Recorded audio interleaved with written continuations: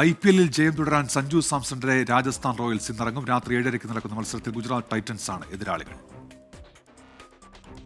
തുടക്കം പാളിയെങ്കിലും പിന്നെ കത്തിക്കയറിയ രണ്ട് ടീമുകൾ. ശുഭ്മാൻ ഗില്ലിന്റെ ഗുജറാത്ത് ടൈറ്റൻസും സഞ്ജു സാംസന്റെ രാജസ്ഥാൻ റോയൽസും. ജയക്കുതിപ്പ് തുടരാൻ ഇരു ടീമുകളും ഒരുങ്ങിയിറങ്ങുമ്പോൾ അഹമ്മദാബാദിൽ ആരാധകർക്കിന്ന് ആഹ്ലാദരാവ്.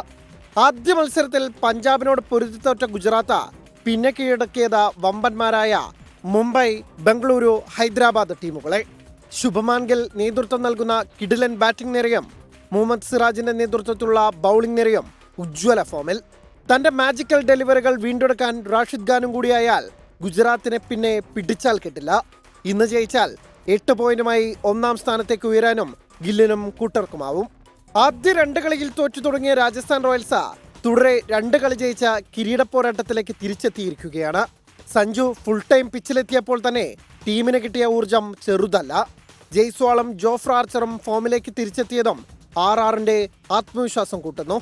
നേർക്കുനേർ കണക്കുകളിൽ ഗുജറാത്തിനാണ് മുൻതൂക്കം. മുഖാമുഖമെന്ന 6-ൽ 5 മത്സരങ്ങളും ജയിച്ചത് ഗുജറാത്ത് ടൈറ്റൻസ് ആണ്. Sports desk 24.